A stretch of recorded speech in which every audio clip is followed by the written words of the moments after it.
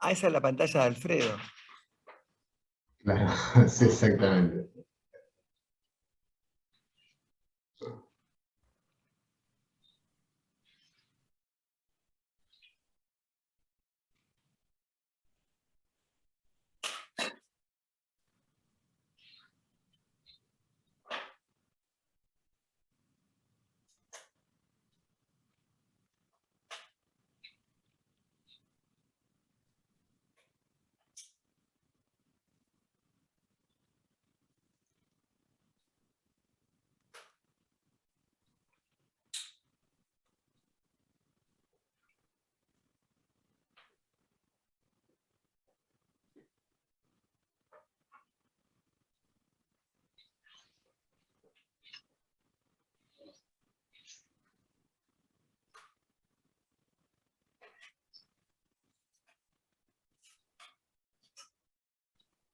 Vamos, Dieguito.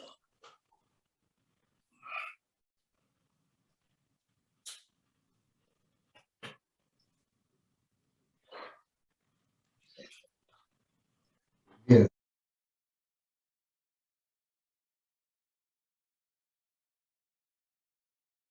Santiago.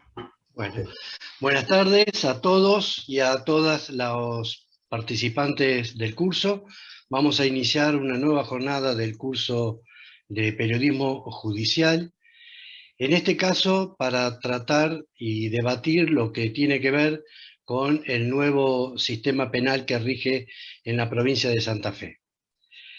Nunca tuvimos ninguna duda cuando empezamos a armar este curso, a plantear los temas que debían tratarse, nunca tuvimos ninguna duda en que el nuevo sistema penal debía ser uno de los temas que merecía por lo menos una jornada de debate por una diversidad de motivos. En primer lugar, porque el cambio que significó el nuevo sistema penal en la justicia de la provincia no fue cualquier cambio, fue un cambio trascendente, fue un cambio revolucionario, si se quiere, fue un cambio que le cambió la cara a la justicia, con la introducción de las audiencias y los juicios orales y públicos, y con tantas otras novedades que hicieron del nuevo sistema penal realmente un cambio paradigmático para la justicia. Y en segundo lugar, y esto tiene mucha relación con el curso que estamos transitando, porque también el nuevo sistema significó un cambio igualmente trascendente para lo que es el trabajo periodístico en los tribunales provinciales y para la cobertura de todos los casos penales y la forma de trabajo de los periodistas. Muchos de los que están haciendo el curso, que son funcionarios judiciales y también muchos de los periodistas, recordarán, como recuerdo yo, lo complicado que era el trabajo periodístico cuando regía el anterior sistema penal y los encargados de la investigación de los casos eran los jueces correccionales, los jueces de instrucción. Se hacía realmente muy complejo el trabajo para los medios de prensa, no por mala voluntad de los jueces de aquel entonces, sino simplemente porque ahí quedaba palmariamente demostrado una de las grandes falencias del anterior sistema, que era que los jueces tenían que investigar, con lo cual su capacidad para hablar con la prensa estaba muy limitada por los riesgos que le podía significar para continuar con la causa. El nuevo sistema ha introducido una serie de variantes que para el trabajo periodístico han sido fundamentales. El hecho de que los periodistas puedan ir al centro penal, asistir a una audiencia, asistir a todo un juicio, es de por sí ya un cambio trascendente. Poder hablar con los fiscales, que son ahora los que tienen que investigar las causas, y ellos como parte tienen libertad para hablar con los periodistas, ha agilizado muchísimo y ha generado todo un clima distinto de trabajo en el sistema penal. Estas son algunas de las causas que nos llevaron a pensar que este nuevo sistema no podía faltar en el curso de periodismo judicial. Y para desarrollar este tema, hemos invitado a tal vez una de las personas que más ha bregado para que se impusiera este sistema, inclusive mucho antes de que se pusiera en marcha. El doctor Daniel Herbeta, que él es el que nos va a dirigir la palabra hoy, que es ministro de la Corte Suprema de Justicia de Santa Fe, profesor titular regular de Derecho Penal, parte general, director del Departamento de Derecho Penal y Criminología y de la carrera de posgrado de especialización en Derecho Penal de la Universidad Nacional de Rosario. Antes de su ingreso al Poder Judicial, ha sido abogado en ejercicio de la profesión, decano de la Facultad de Derecho, presidente de la Asociación Argentina de Profesores de Derecho Penal, docente investigador categoría 1, coautor a cargo del anteproyecto de reforma y actualización integral del Código Penal, como miembro de la comisión designada por el Ministerio de Justicia y Derechos Humanos de la Nación, autor de libros y artículos de la especialidad. Doctor Herbeta, antes que nada le agradezco su participación en el curso. Le cedo la palabra. Lo escuchamos, doctor. Bueno, muchas gracias por la presentación, Santiago. Buenas tardes a todas y todos. El proyecto de reforma en el que yo trabajé sobre la legislación penal, el proyecto de año 2006-2007, en el último proyecto de reforma, si bien fui invitado, no trabajé, hago la aclaración porque el último proyecto de reforma es del 2017 y no refleja su resultado lo que yo pienso sobre la cuestión o sobre las cuestiones que involucran una reforma penal. Y por último, sí quiero señalar que Santiago se olvidó el antecedente más importante que tengo, que soy hincha de Newell's, y no sé por qué no lo menciona Santiago.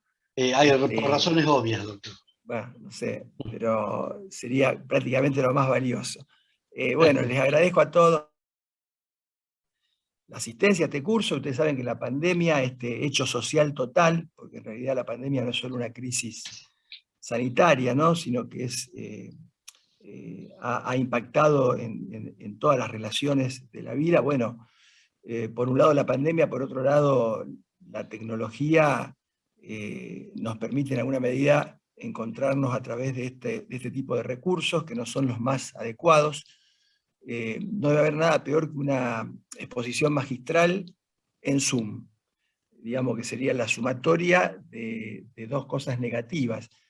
El Zoom hay que trabajarlo de otra manera, pero en un curso de esta naturaleza y con un tema muy específico se hace un poquito más complicado porque requerirían ustedes de mucha lectura previa, de una exposición muy corta de mi parte y luego de un intercambio permanente. Pero vamos a hacer algo un poco así autóctono, argentino, de modo que ustedes me interrumpen cuando quieren y yo voy a tratar de terminar como para dejar algún margen para alguna pregunta, en caso contrario, pero si me quieren interrumpir, interrumpan sin ningún problema. La idea de esta exposición, que tiene algún aspecto informativo, fundamentalmente, y seguramente algunas precisiones conceptuales voy a tener que hacer, dada la composición del auditor, digamos que el curso de periodismo hay abogados, hay periodistas, hay estudiantes a lo mejor de periodismo. Bueno, la idea es en alguna medida plantearles a ustedes qué significó y qué significa la transformación del sistema de investigación y enjuiciamiento penal en la provincia de Santa Fe, y bueno, cuáles son los problemas y los desafíos que hoy enfrenta, y no solo qué significó y qué significa para la gente, que es lo más importante, para la ciudadanía, sino también obviamente para los actores, los protagonistas, los operadores del sistema de justicia penal, y también para el periodismo. Ustedes saben que los temas penales en alguna medida constituyen la vidriera pública de las noticias, digamos, que mayor consumo comunicativo tienen. Siempre el tema penal en alguna medida ha constituido el insumo que más ha nutrido la información periodística. Obviamente a pesar de que la legislación penal debería ser una legislación muy excepcional, ¿no? Porque en verdad la legislación principal, la que regula todos los actos de nuestra vida, es el derecho privado. desde que vamos a comprar un atado de cigarrillo hasta que entramos a un bar, todo está regulado por el derecho privado. Esa es la legislación madre, y tal vez allí hay mucho para ocuparse y para comunicar, fundamentalmente en un sistema como la justicia civil, que sigue siendo un sistema secreto, con jueces encerrados en un departamento que sacan resoluciones por escrito, que no se conocen, que no se saben, y lo cual es un déficit muy grande que tenemos, ¿no?, en la Argentina y que tenemos en nuestra provincia. ¿Por qué? Porque precisamente la legislación civil, a diferencia de la penal, la legislación civil tiene cierta aptitud para intervenir y para resolver conflictos, y los jueces civiles, cuando resuelven un conflicto, cuando dictan una sentencia vinculada al derecho de los más débiles, vinculada al problema del consumidor, vinculadas a una corporación, en alguna medida esas sentencias no solo resuelven el caso, sino que constituyen o apuntan o deberían ser o marcar cierta ejemplaridad, porque una sentencia de un juez civil es en alguna medida un mensaje de tolerancia social, es un mensaje de responsabilidad social, es una forma de construir democracia. Y para que uno pudiera aprovechar esos mensajes de responsabilidad social, de tolerancia social, de solidaridad, que es lo que debería ser, por lo menos, cuando uno piensa en la funcionalidad política de la legislación civil. ¿Para qué sirve la legislación civil? Bueno, sirve para resolver conflictos.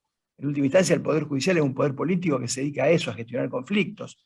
Y básicamente, dentro de ese esquema, su funcionalidad política está en tratar de proteger los derechos de los más débiles. Ese es el sentido que tiene la legislación civil. Ahora, lamentablemente, es muy difícil que todo esto ocurra en la realidad porque nunca vemos ni podemos saber qué resuelven los jueces civiles. Y si yo voy mañana a un juzgado civil y le pido que me muestren una sentencia que está firme, lo más probable es que el empleado me diga: ¿y usted quién es? Y yo soy Daniel Herbeta. Sí, pero usted no es parte. No, soy un ciudadano y quiero saber qué resolvió el juez. No, usted no puede saberlo. ¿Cómo no lo voy a poder saber si es un acto de gobierno, una sentencia, es un acto político, una sentencia? Y como todo acto de gobierno y acto político debe ser público, debe ser transparente, debe el ciudadano tener derecho a acceder a esa información. Además está en un registro público, no está en un registro privado secreto. Pero no, y todavía ni siquiera nos planteamos la duda sobre esto. Todavía creemos que esto está bien, este esquema que obviamente tiene su genealogía en la Edad Media y que obviamente reproduce el esquema de trabajo en la justicia civil, laboral, contencioso administrativo, de lo que fueron los orígenes de nuestra república y los orígenes de la Argentina, ¿no? Porque así trabajaban en 1815, nada más que no había computadoras y el lenguaje era un poco diferente, pero después es lo mismo, agarran un expediente de 1815, un expediente civil, no van a haber muchas diferencias.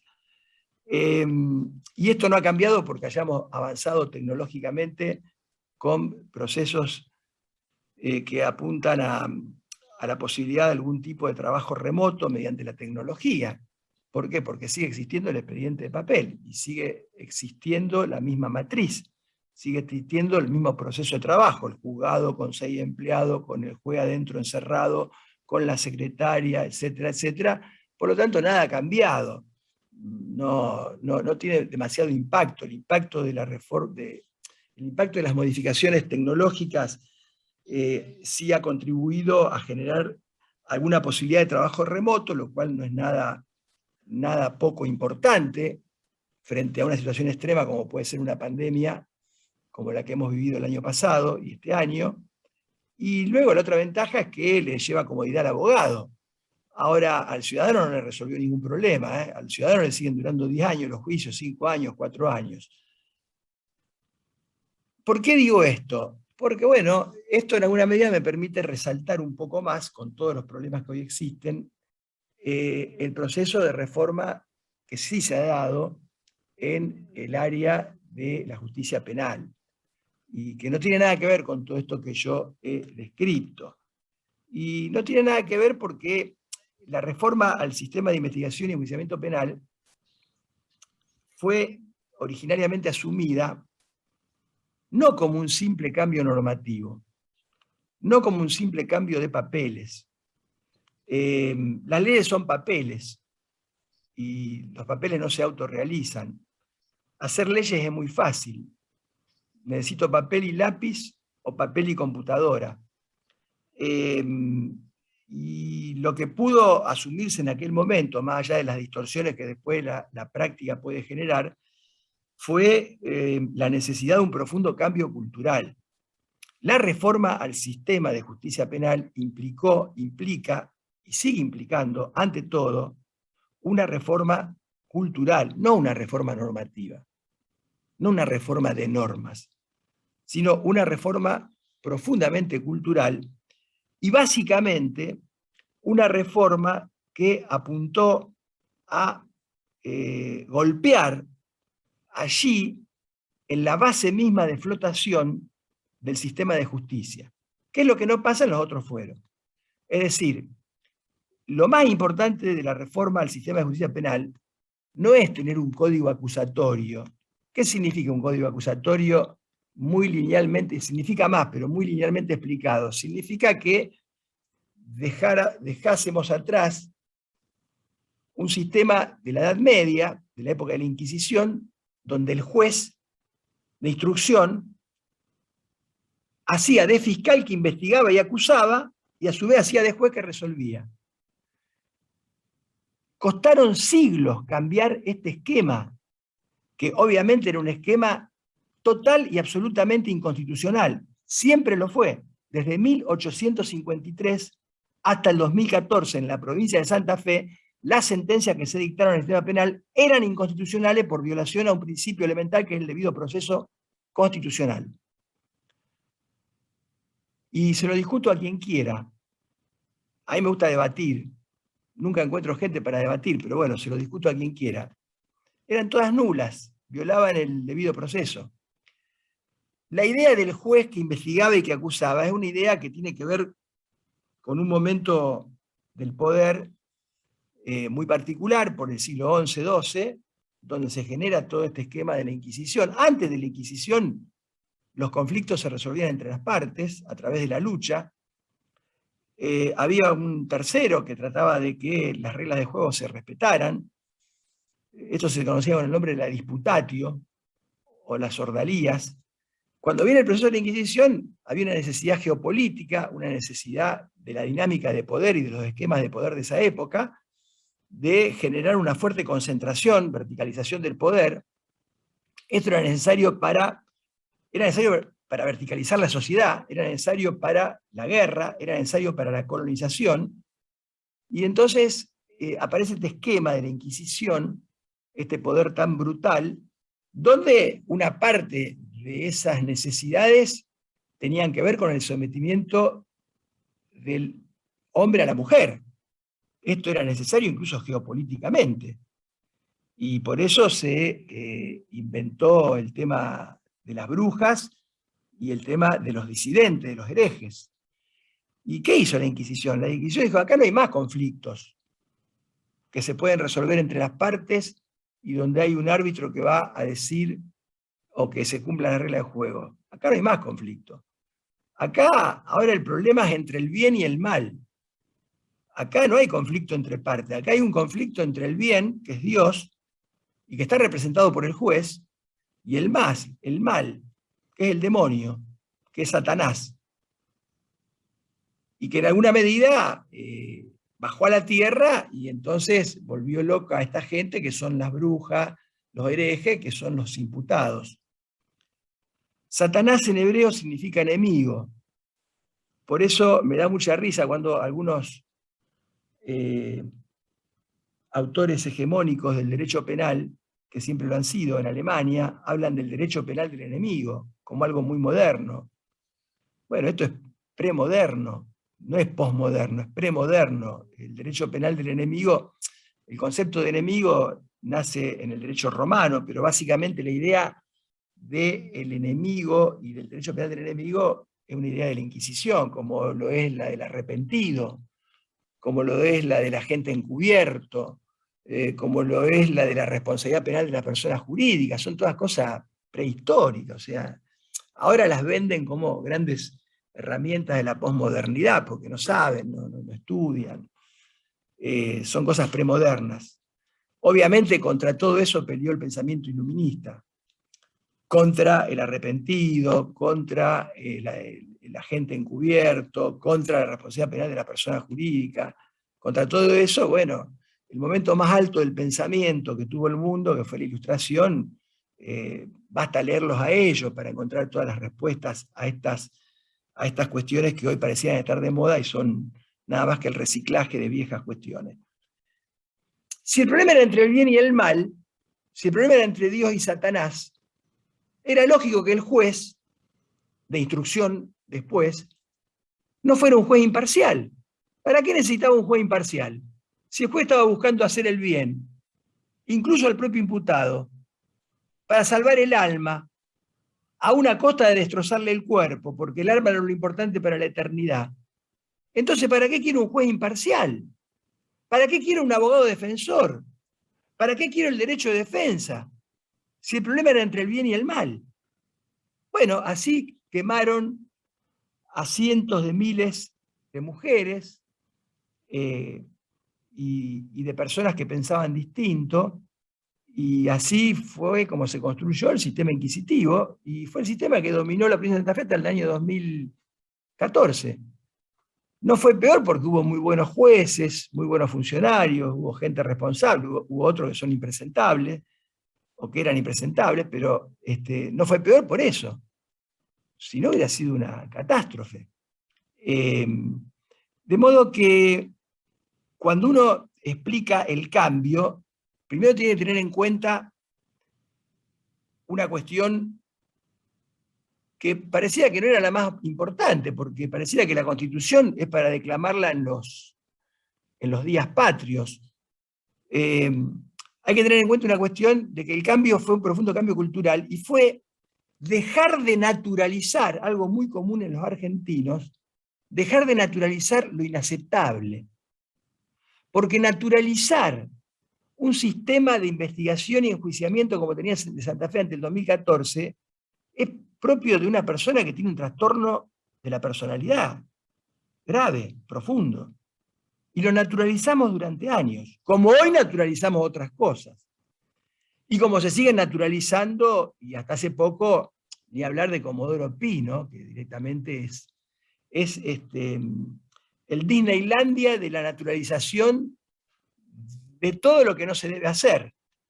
Pero bueno, tenemos este problema en la Argentina, que nos acostumbramos a naturalizar, por ejemplo, que un juez no estuviera presente en el principal acto de imputación, que es la audiencia imputativa. Naturalizar que la audiencia imputativa, que es el acto, implica admitir un caso penal e implica descargar la sospecha e institucionalizar la imputación a una persona que va a ser sometida a una investigación penal, la tomara un empleado, que a veces ni siquiera era estudiante de Derecho, aunque lo fuera, aunque fuera abogado, no era juez. Un delito. Naturalizamos el delito. Primero el delito, que significa romperle al ciudadano la garantía que el ciudadano tiene de que lo juzgue un juez. Es decir, que la audiencia imputativa se la tome un juez, no alguien que no fue investido constitucionalmente del cargo de juez. Y segundo, el delito, que después el verdadero juez firmara un acta diciendo que él estuvo presente en la audiencia.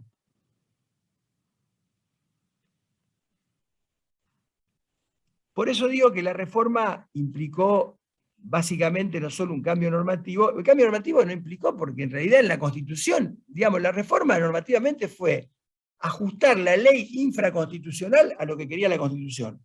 Pero lo más profundo de la reforma, bueno, no es poca cosa eso, ¿no? Lo más profundo fue el cambio cultural.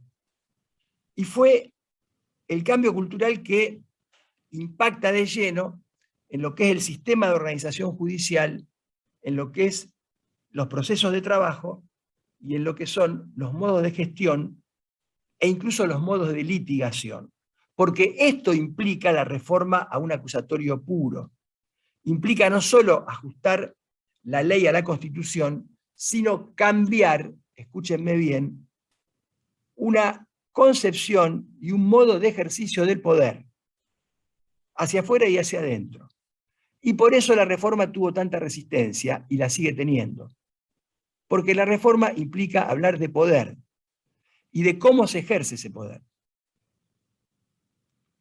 Claro, en el sistema anterior lo que había era un ejercicio absolutamente irracional de ese poder, del poder punitivo. Un ejercicio irracional, totalmente compartimentalizado, totalmente atomizado, disperso. Cada juez de instrucción hacía lo que quería, no tenía ningún control.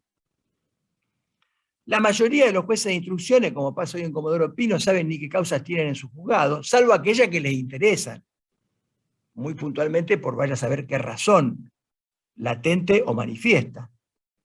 Pero ustedes agarran un juez de Comodoro Pi y le preguntan ¿cuántas causas tiene el juzgado? No saben. Tienen todo delegado, 40 empleados, 40 sumariantes.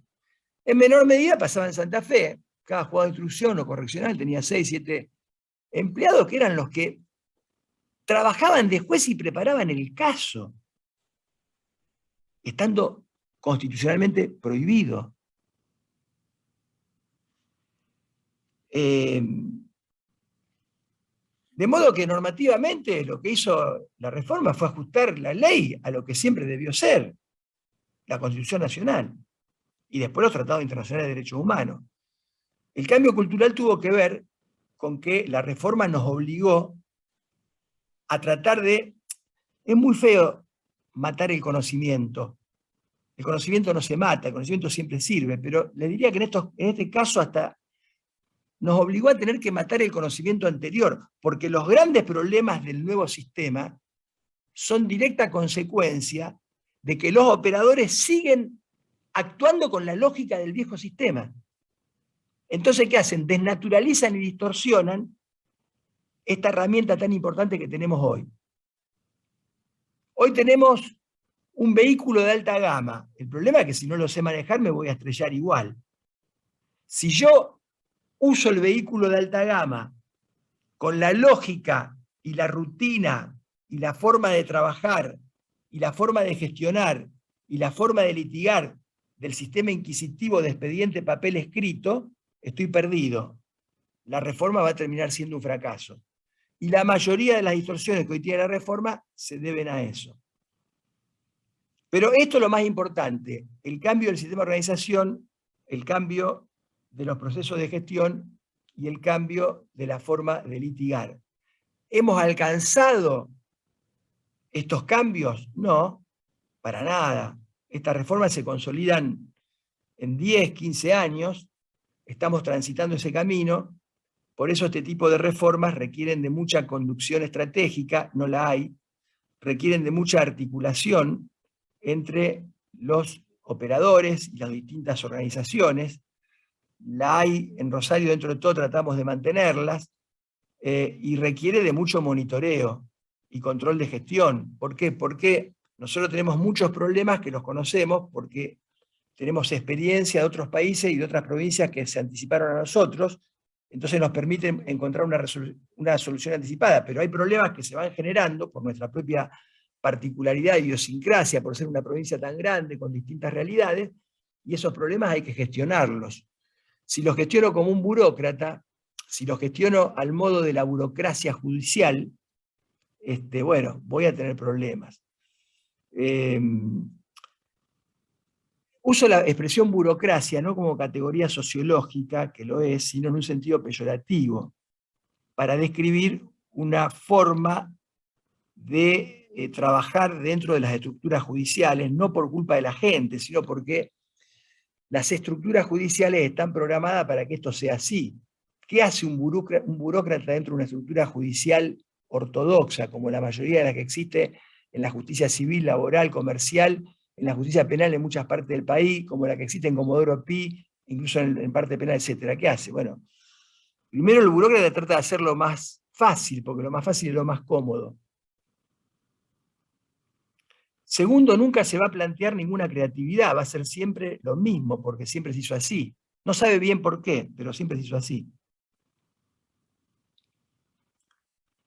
Y tercero, en general, siempre va a tratar de buscarle un problema a la solución, nunca una solución al problema. Esto pasa mucho en el área de gobierno, yo lo veo en la corte. Disneylandia de los trámites, de los papeles, como los juzgados civiles. Disneylandia de los expedientes, tomá la boda, me la mí, sube el expediente a la cámara, no, pero en la planilla puso mal la foja, baje de nuevo, suba de nuevo, siempre buscando problemas, nunca podemos ir por el camino más corto, siempre la tenemos que complicar un poco. Un día, en pleno COVID, nosotros, yo particularmente y mis colegas también, en alguna gran medida, trabajamos presencialmente todo el 2020 y el 2021. Un día yo llego al tribunal, de estos ejemplos puedo cansarlos, y había un muchacho grandote discutiendo con un policía en la puerta, como lo vi tan ofuscado, le pregunté qué le pasaba. El policía en realidad le daba la razón, y el problema era que había llegado desde una localidad de 120 kilómetros de distancia a certificar un poder, y le habían dicho ya en la oficina de que no podían certificarlo porque no había sacado turno. Pero en la puerta de la oficina se habían olvidado de sacar el cartel que decía que era sin turno. Y el policía me dice, mire, en verdad este hombre tiene razón, el cartel decía que era sin turno, está acá, y bueno, y entonces le dijeron, no, saque turno y vuelva otro día, vuelva a hacer 120 kilómetros y vuelva otro día. Bueno, cuesta mucho, ¿no? Le dije, llamé a un funcionario del tribunal, le dije, mirá, no quiero ir yo, decirle a la secretaria que le certifique el poder. Y le certificaron el poder. Pero, ¿qué quiero decir? A veces, no sé, porque tenemos esa tendencia, a lo mejor es una forma de mostrar de que tenemos poder, no sé, ante quién, para qué, no sé cuál es el sentido, ¿no? Pero, cosa tan sencilla de resolver. Está bien, viniste mal, ya llegaste, tomá, andá, te lo resolví. Porque si no, termino generando más problemas, más trabajo, más desgaste, otro turno, otra persona más, o sea, no entiendo ni siquiera desde la perspectiva de la economía del trabajo, o sea, qué matrices tremendas que son, ¿no? Y no hablo solo del Poder Judicial, también pasa en las corporaciones, pasa en otros poderes del Estado. Pero bueno, ¿qué quiero decir? La reforma necesita una conducción, necesita gestionar y gerenciar problemas, necesita tratar de corregir distorsiones y fundamentalmente de corregir asimetrías, porque tenemos una provincia muy distinta. Rápidamente, porque podría estar mucho tiempo hablando de esto. ¿Qué particularidades ha tenido la reforma de Santa Fe? Hay dos que son muy importantes tener en cuenta para hablar bien, después voy a hablar mal de la reforma. La primera particularidad es que la reforma al acusatorio en nuestra provincia se dio de un día para el otro, sin anestesia. Un día el gobernador Bonfatti dijo, 1 de febrero del 2014 empieza en todo el territorio. Ni siquiera en muchos lugares se hacía gradualmente, empezaban por una jurisdicción, seguían por otra. Bueno, fíjense en el federal. La resistencia de Comodoro Pi. La resistencia de los jueces de Comodoro Pi a que los puedan ver trabajando y a no seguir escondido trabajando en secreto es tan grande que la reforma al acusatorio, cuya ley se sancionó en el 2014 y que estaba por implementarse, tuvieron que parar la implementación y en el gobierno anterior Garabano tuvo que disponer una implementación progresiva empezando por Jujuy, cosa que llega a Comodoro Pi en el año 2078. Ahora obviamente se supone que deberían cambiar las cosas, ¿no? Porque no hay ningún motivo para que esto no se implemente en todo el territorio argentino en la justicia federal. No hay motivo porque tienen recursos para hacerlo. No hay motivo porque ya hay mucha experiencia en muchas provincias argentinas. De modo que el problema es nada más que político, no hay, la grieta lamentablemente hasta atraviesa estas cuestiones. Una reforma que implica recuperar un proyecto de justicia pública, constitucional y democrática se ve paralizada por las disputas político-partidarias. Pero bueno, volviendo atrás, primera característica, Santa Fe tuvo una cosa tremenda, que fue que empezó de un día para el otro. Anécdota, me vienen a ver todos los jueces penales, 3 meses, 20, 30 días antes de que empezara la reforma, me traen una nota que yo todavía la tengo, la guardé, porque la uso y nos reímos junto con los jueces, que son los jueces de Rosario, la verdad que se han adaptado y han trabajado muchísimo. Entonces en la nota me planteaba, mira, hicimos todo este cálculo, 4 hojas, 5 hojas, si nosotros no arrancamos el 1 de febrero con 26 jueces, en 6 meses el sistema estalla. Bueno, un poco parecido a lo que plantea hoy la Cámara Civil, cuando se propone convertir a los juzgados de familia y de responsabilidad contractual en unipersonales, que hacen todo un estudio en función del cual van a tener un montón de trabajo en la Cámara porque se va a ordinarizar el recurso en esos fueros que hoy tienen recurso extraordinario. Pero volvamos a lo penal. Le dije, miren, ¿saben lo que yo estoy viendo acá a medida que voy leyendo? Que el problema es que ustedes están haciendo un cálculo de carga de trabajo en función de una lógica que no tiene nada que ver con lo que es el sistema nuevo. De hecho, empezó el 1 de febrero del 2014 el sistema nuevo en Rosario con 6 jueces. Está bien, con carga cero, pero con 6 jueces. Y nunca estalló ni implosionó. A pesar, segunda característica, a pesar de que esta reforma se implementó en una provincia en donde, segunda característica, el 62-63% de la conflictividad penal está concentrada en la ciudad de Rosario. Y tercera característica, en donde tenemos la ciudad con mayor nivel de conflictividad penal de la República Argentina, lejos con mayor cantidad de homicidio doloso, no solo homicidio doloso, todos los demás, mercado minorista ampliado de droga, gerenciamiento de un negocio descomunal, lavado de dinero acá adentro de toda la plata que genera ese negocio, que tiene que ver con una ciudad que consume mucha droga, obviamente. Porque lo que tenemos en Rosario no es un problema de narcotráfico. Acá no hay cártel colombiano. Acá tenemos un mercado minorista que creció exponencialmente porque hubo una demanda rígida en los sectores medio alto y alto. Se consume mucha droga en Rosario. Entonces esto genera un negocio. Si está prohibido, mejor. Cuando yo tengo demanda rígida en una economía delictiva, siempre el mercado va a dar respuesta. Puedo meter preso a 1, a 2, a 5, a 10, a 20, sigue funcionando. Porque esta es la lógica de los mercados ilícitos y de las economías delictivas. Si además yo genero mercados ilícitos que generan mucha ganancia y por lo tanto me dan poder económico y poder tecnológico, tengo más capacidad de corromper. Y eso es lo que explica de que en nuestra ciudad tengamos tantos policías condenados por haber gerenciado junto a 2 o 3 grupos el negocio de la droga en nuestra ciudad. Es simple, no es simple explicar, hay que estudiar, no hay que estudiar derecho estudiamos norma, hay que estudiar otras cosas. De modo que, imagínense lo que sería el sistema nuevo en nuestra ciudad de Rosario si tuviésemos los niveles de conflictividad penal que tiene Córdoba, por ejemplo. Lo mucho mejor que podría funcionar.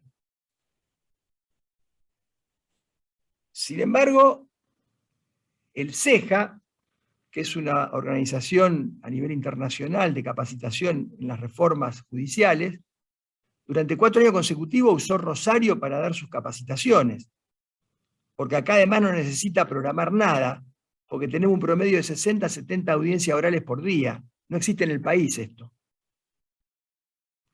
Por eso es que este sistema es totalmente posible en el fuero civil, porque tienen más recursos humanos, tienen más empleados, tienen la misma cantidad de jueces y tienen muchísimo menos conflictividad. Y muchísimos menos casos. Otro tema que lo podemos debatir públicamente con datos, no con conjeturas. El cambio obviamente implicó bueno, y la tercera cuestión que quiero señalar del cambio, que les puede interesar a ustedes, es, a ver, ¿cómo medir si la reforma ha sido buena o ha sido mala? ¿Cómo medir si esto ha implicado un avance o, en última instancia, un retroceso? Y acá sí, fundamentalmente para la gente que es periodista o que estudia periodismo, pero también para los operadores, acá sí me permito una aclaración. Miren, hay dos formas de medir el grado de avance y de eficacia de un sistema. Hay una forma muy burda, muy grotesca, muy elemental, que es comparar el sistema nuevo con el sistema anterior. Hay un criterio, en cambio, conceptualmente más admisible, que es definir primero cuáles son los objetivos políticos institucionales de un sistema de justicia penal, trazar los indicadores para medir esos objetivos y ver en qué medida se están cumpliendo cada uno de estos objetivos. Así debe medirse el nivel de eficacia o el grado de avance del nuevo sistema de justicia penal, como debería medirse, qué sé yo, la prueba piloto de honorariedad en materia civil, que la tenemos nada más que en Rosario. Afortunadamente, por lo menos la tenemos. La primera forma, que es la que usualmente se utiliza, yo recomiendo no utilizarla, primero porque no va a permitir tener una idea de lo que es el nuevo sistema, pero segundo porque es muy ingenua, es muy infantil. Si yo trazo 10 indicadores, la comparación entre el sistema nuevo y el sistema anterior es 10-0. Jugamos 5 partidos, los 5 partidos por goleada, 10-0. 10-0. No hay nada, absolutamente nada en lo que el sistema anterior pueda atarle los botines a este sistema. En primer lugar, porque el sistema anterior, vuelvo a repetir, implicaba un ejercicio irracional de poder. Los que preparaban la persecución penal caso por caso, sin ninguna visión estratégica, ni siquiera eran abogados ni jueces, eran empleados de un tribunal que trabajaban de sumariante. En segundo lugar, se producía una de las más graves lesiones a la independencia judicial, que es la delegación de funciones. La independencia de los jueces, hay un criterio muy clásico y hay otro mucho más adecuado. La independencia de los jueces no es un privilegio del juez. La independencia de los jueces es una garantía del ciudadano. El ciudadano tiene derecho a que lo juzgue un juez independiente.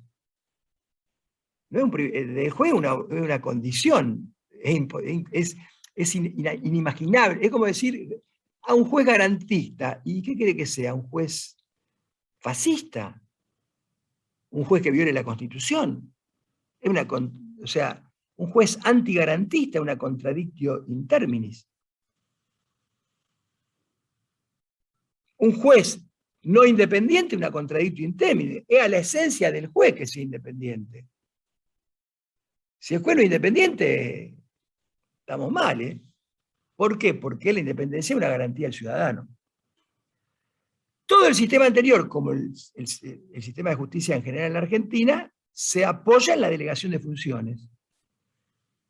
Prohibida, ilegal, no a la justicia de relatores, no a la justicia de secretarios, no a la justicia de sumariantes, justicia de jueces. Es tan simple entender esto.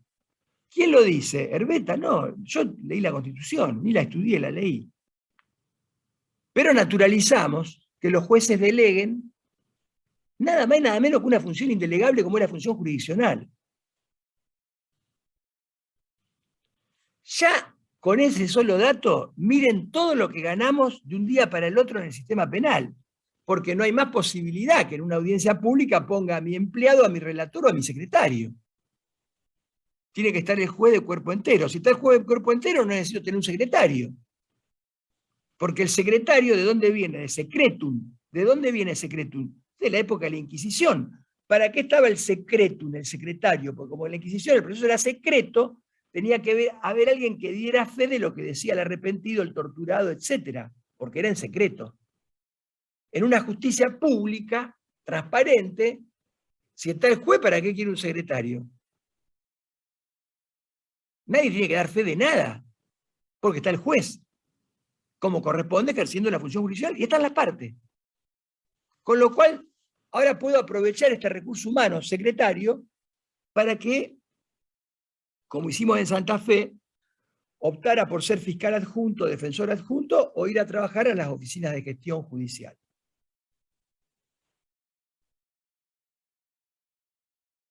Obviamente que un sistema de ejercicio irracional del poder, como eran los juzgados de instrucción, que implicaban que los casos se iban a mover según lo que se le ocurriera al sumariante. Si el sumariante era muy liberal y tenía un delito sexual que no fuera muy grave, por ahí lo dejaba en el cajón. Si el sumariante era ultracatólico, aunque fuera una cosa, se dedicaba nada más que a eso. Si el sumariante venía el profesor de Derecho Penal a las audiencias a tomar un testimonio, el profesor decía, no, pero mi cliente no quiso decir eso, y bueno, el sumariante, ¿qué iba a hacer? Pero además no había una visión estratégica. Por eso, alguna gente que hoy está presa en el sistema nuevo, tuvo en el sistema anterior al 2014 más de 17 causas, y todas terminaron por archivo o falta de mérito, y estaban diseminadas en un montón de juzgados, porque ni se enteraban.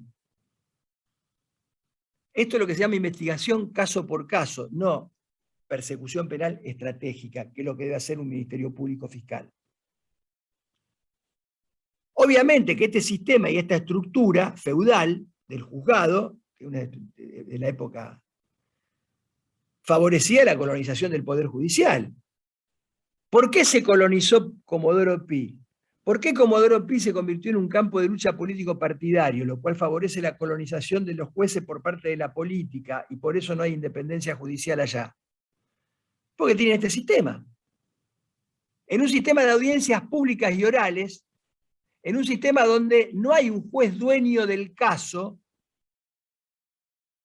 no hay un juez dueño del caso Cristóbal López. ¿Por qué? Porque Cristóbal López, en Santa Fe, podía haber tenido en la audiencia imputativa al juez Juan, y en la audiencia de cautelar al juez Pedro, y en la audiencia preliminar al juez García. ¿Por qué? Porque no hay jueces dueños de los casos. Porque cuando tengo un juez dueño del caso, el juez puede construirme el caso o no, y después pisarlo o no, y darle al caso la dinámica y la trazabilidad temporal en función para saber uno de qué intereses. Y de pronto quedó dormido 3 años, y de pronto explotó, y de pronto tiene una hiperactividad, y de pronto no pasa nada, y yo soy el dueño del caso.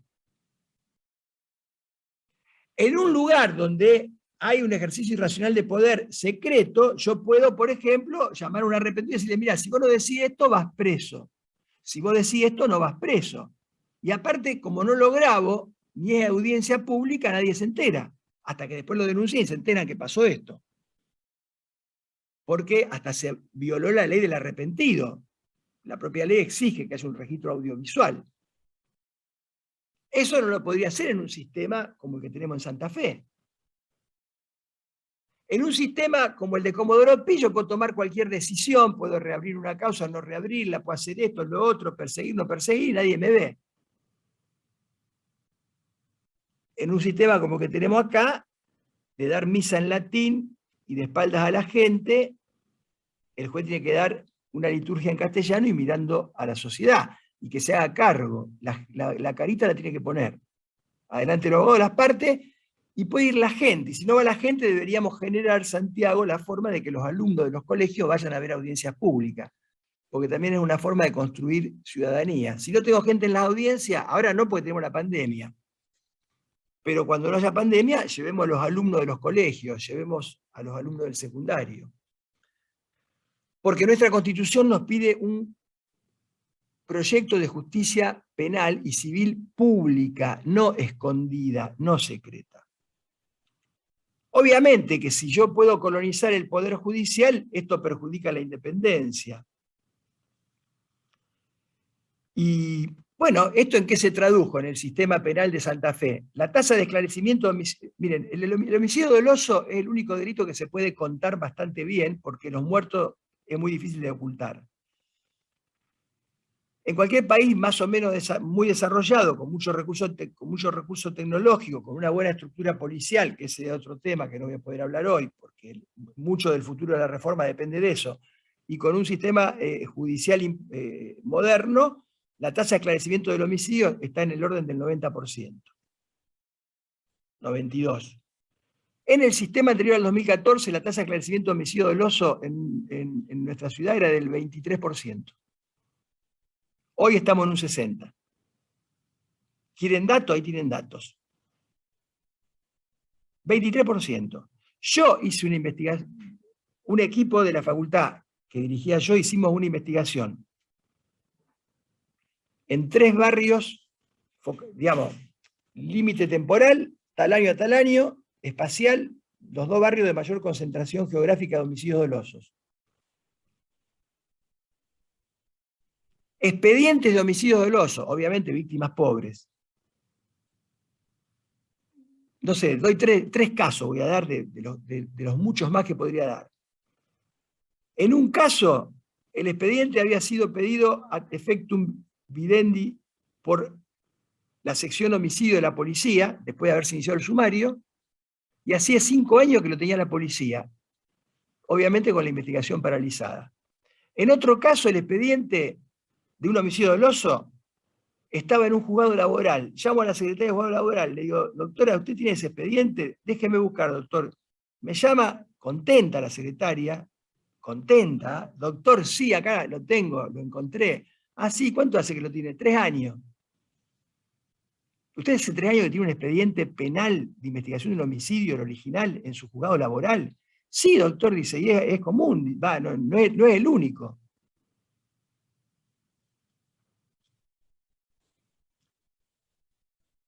Voy a una fiscalía, veo un expediente de un homicidio doloso arriba de una tarima, lo agarro, lo miro porque soy curioso, miro,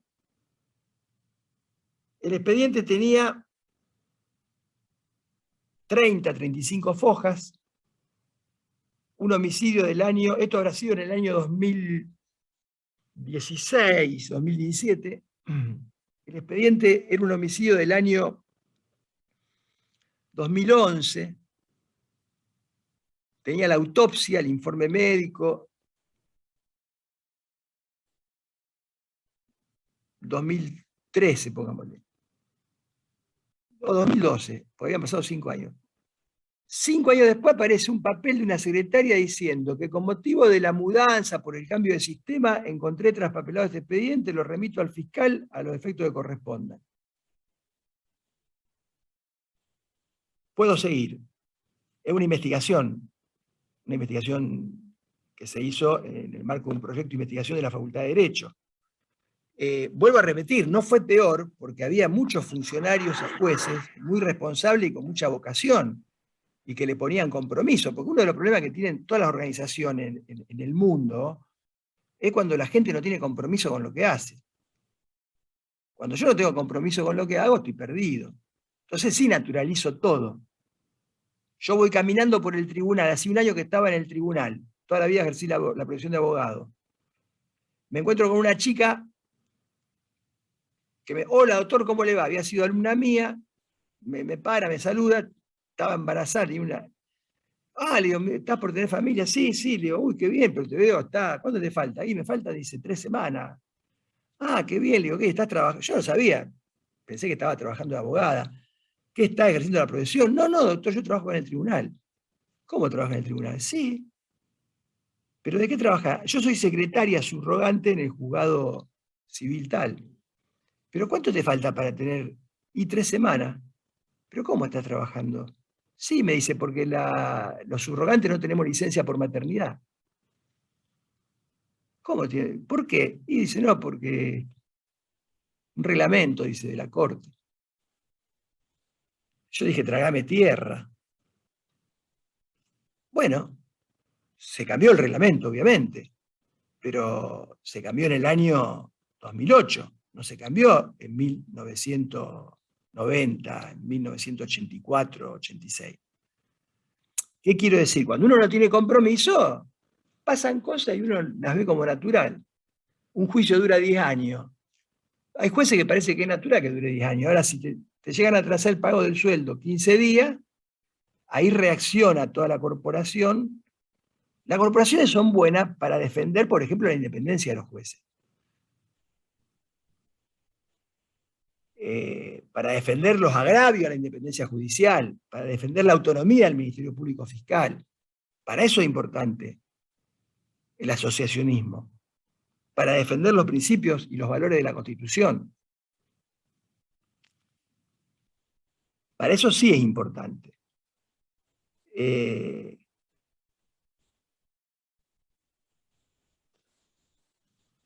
Siguiendo con el tema de la reforma, le vuelvo a repetir, hay dos formas entonces de calcular. Esta es la primera cuestión. Bueno, calculando con el sistema anterior, primero, se ganó de entrada en romper una violación a la independencia judicial, como es la delegación de funciones.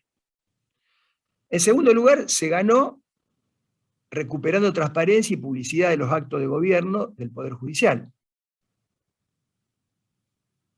¿Por qué? Porque ahora todo el sistema está estructurado sobre un sistema de audiencias públicas y orales. No hay más posibilidad de trabajar a escondidas.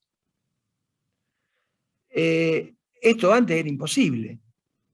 No ocurría, como de hecho no ocurre en el resto de los juzgados. Tercero, comparemos con el sistema anterior. Yo tengo datos porque yo relevé expediente, o sea, yo trabajo con insumo empírico, no con conjetura. La trazabilidad de un asunto penal en el sistema anterior para llegar a una sentencia era de 7 años, 8. Hoy tenemos 1000 problemas, es cierto que tenemos los abreviados, que merecen un capítulo aparte, pero tenemos una trazabilidad de un promedio del orden de 2 años, 2 años y medio. ¿Está mal? Sí, está mal, pero bajamos de 7 a 2 años y medio, a 2 años. Capacidad de respuesta del sistema, en términos cualitativos, aumentó exponencialmente. Sí, tenemos una estructura más grande en el MPA, tenemos 80 y pico de fiscales, sí, todo lo que ustedes quieran, perfecto, pero la capacidad de respuesta aumentó. Tanto aumentó que a otro argumento que no me gusta, a otro factor que no me gusta mucho, es uno de los tantos factores que ha contribuido a el crecimiento exponencial de la tasa de encarcelamiento en nuestra provincia. Ustedes saben que Santa Fe duplicó la tasa de presos en 100% en 10 años, lo cual es una locura. En ese crecimiento de la tasa de encarcelamiento hay 2, 3 factores que inciden directamente. Uno es que los jueces siguen usando los mismos criterios que usaban antes para definir el estado de libertad o la prisión preventiva. Error. Pero también es cierto de que hay una mayor capacidad de respuesta y de intervención del sistema. Porque hay más cantidad de gente y porque se trabaja de otra manera. Entonces todo suma. Pero además se ganó en la calidad de las decisiones, porque no es lo mismo la calidad de una decisión que tomaba un sumariante, que la escribía un sumariante y que la firmaba un juez y un secretario, que la calidad de una decisión que se toma en una buena audiencia oral bien hecha si se sabe hacer. Es decir, lo nuevo contra lo anterior, chau, fuera, olvídense. El que quiera discutirlo, hacemos un seminario, una charla, yo voy con todos los datos, ¿no? Me parece, yo creo, me parece, porque en un caso, no, un caso no es una generalización, con un caso yo no puedo generalizar. Vamos con todos los datos. ¿Cómo se mide el sistema nuevo? Bueno, se mide en función de los objetivos que el sistema debe cumplir. ¿Qué objetivo debe cumplir? ¿Cómo se va el tiempo? ¿Qué objetivo debe cumplir? Bueno, ¿qué objetivo debe cumplir un sistema de justicia penal? El primer objetivo que debe cumplir es tratar de proteger los derechos de las personas imputadas y garantizar la tutela efectiva de los derechos de la víctima. Estos son objetivos que no tienen un orden de prelación, pero es uno de los grandes objetivos institucionales, políticos institucionales de un sistema de justicia penal. El mayor grado de realización de las garantías y el mayor grado de respeto de los derechos de las víctimas. no son necesariamente contrapuestos. No lo son. Segundo objetivo de un sistema de justicia penal, aumentar los niveles de respuesta institucional frente a los conflictos. ¿Por qué? Porque la impunidad no es solo no castigar al culpable, también hay una forma difusa de impunidad que tiene que ver con no dar respuesta institucional a un conflicto, que tiene que ver con tirar el conflicto al aire y dejarlo que se muera solo. Eso también es una forma. Esto es como cuando uno le presentan una nota en la corte y uno no la contesta, y pasan 2 años y no la contesta. Entonces, aumentar los niveles de respuesta institucional es un objetivo del sistema. Para eso el sistema tiene una gran posibilidad, porque puede establecer un orden de jerarquía respecto de lo que es la persecución penal. Y entonces adecuar su capacidad de respuesta a ese orden de jerarquía. Esto los abogados lo tienen que entender. El sistema de justicia penal no se puede dedicar a perseguir lesiones leves. Cuando tenemos investigaciones que involucran a grandes empresas, por ejemplo, cerealeras, que necesitan una respuesta, porque los que se consideran perjudicados y la sociedad quiere tener una respuesta en esos casos, que si eventualmente hubiera algo grave, tienen un tremendo impacto social por la capacidad de daño, no solo a los particulares, sino a la propia economía regional. Entonces yo no puedo dedicarme a perseguir lesiones leves, que de las lesiones leves se ocupe el abogado de la víctima. Esto tiene que ver con la posibilidad que tiene hoy el Ministerio Público de tener criterios de oportunidad y de seleccionar y de darse una política estratégica donde establezca jerarquías. Antes, ¿qué pasaba? Antes había criterio de oportunidad, nada más que eran subterráneos y dependían del prejuicio de cada sumariante. Criterios de oportunidad oscuros, secretos, escondidos, y que además dependían del prejuicio o del interés del sumariante o del secretario o del juez. Pésimo. Hasta en eso también era malo lo anterior. Puedo hacer una observación o una pregunta que la vengo por ahí arrastrando de antes y creo que no sé cuándo incorporarla, pero ahora que está hablando de la transparencia y creo que tiene que ver mucho con esto y la importancia, por ejemplo, el informe de gestión que hace tanto el fiscal regional como, digamos, anualmente, que ahí plasman justamente estos, los criterios de oportunidad, los criterios de persecución, etcétera, digamos, como que hace la transparencia y también el hecho de remarcar que es el único fuero donde existe una oficina de prensa dentro del MPA. Y me parece que esto, digamos, que la gente pueda tomar, conciencia y informarse a partir también de las redes sociales y de esta oficina, que es una cosa, digamos, única y que no se ve. Yo principalmente hago de derecho civil, pero conozco que en el derecho penal funciona así, que está esta oficina y la verdad que me llama mucho la atención y lo veo como algo muy, muy productivo, digamos, muy para la sociedad, y tanto que uno se jacta o quiere prestar un buen servicio de justicia y que la gente vea la justicia como al alcance de su mano y la justicia de cercanía y el juez presente y el juez transparente y que se le puede por ahí golpear la puerta y uno saber que esto del derecho a ser oído y a ser informado, creo que es todo un combo y me parece que, digamos, como usted está diciendo, tanto los objetivos que se propone la ley, esta reforma, y el paso grande que se da a los cambios, al cambio del sistema. Y lo que veía al principio, cuando usted decía esto de que la reforma se dio de un día para el otro, pensaba en esto de que es muy destacable porque en Chile, de donde nosotros tomamos varias cosas también, fue algo que se dio gradualmente y región por región, a diferencia de lo que pasó acá, que acá fue un desafío muy grande y que asumió el gobernador y que fue realmente, como usted dijo, un día para el otro. Así que bueno, como que quería hacer esa observación, lo que me quedé pensando antes de lo raudo y lo rápido y el desafío que implicó y las ventajas y los resultados que se están viendo y que me imagino yo que se aspiran a que se sigan viendo en un futuro. Y el hecho de decir, bueno, se están haciendo las cosas bien, es por acá. Y cuán atrasado está digamos, el fuero civil, que es el que yo hago, y cómo quedó atrás, digamos, y qué necesaria es una reforma al Código Procesal. Sin duda. Si puedo Sin ahora duda. meterlo ahí, porque es como que está todo el tema del protocolo de oralidad, todo lo que la Corte, los acuerdos entre la Corte, bueno, no viene el caso a hablarlo, digamos, ¿no? Pero veo esto y la verdad que lo felicito y me saco el sombrero en cómo se pusieron al hombro y esto que usted decía del trabajo de campo y de ver esto que se hizo con la facultad, me quedé pensando esto de que usted decía que antes de la reforma solo el 23% de los casos de homicidio salían a la luz. Doloso. Y que ahora tomé registro y nota que es el 60%, ¿verdad?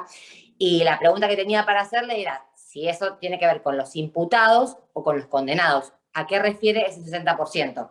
¿De gente imputada o efectivamente? El 60% es tasa de esclarecimiento de homicidio doloso. Después hay otro porcentaje que, si me permitís, para hilvanarlo justamente rápidamente con los objetivos, tiene que ver con uno de los objetivos también del sistema. Que ya te lo digo. ¿Los criterios de las políticas? En un minutito te lo comento. Perfecto. Tercer objetivo institucional, obviamente ganar en transparencia y publicidad, lo que vos acabás de decir. Un sistema público, transparente, que se vea. Eso debería ser para toda la justicia. Obviamente información. Nosotros ahora implementamos Santiago, que fue el mentor y el que diseñó allí con Martín y con la gente de prensa. Tenemos un canal de YouTube. Esperemos que la Corte haga algunos acuerdos por YouTube. Sería bueno, porque tenemos ahora esa herramienta. Sería bueno que los jueces pudiésemos utilizarla para que la gente vea cómo deliberamos y cómo resolvemos. Tercer objetivo, transparencia, publicidad. Cuarto objetivo, reducir los niveles de prisión preventiva. Este es un objetivo claro de cualquier sistema de justicia penal acusatorio. ¿Por qué? Porque la prisión preventiva es otra distorsión y otra naturalización ilegal que tenemos en la Argentina. Y nosotros teníamos un porcentaje del 60% de presos preventivos y 40% de condenados. Hoy el sistema nuevo ha mejorado relativamente y limitadamente esa ecuación. Tasa de esclarecimiento aumentó. De cada 100 homicidios se descubren 60, antes 23.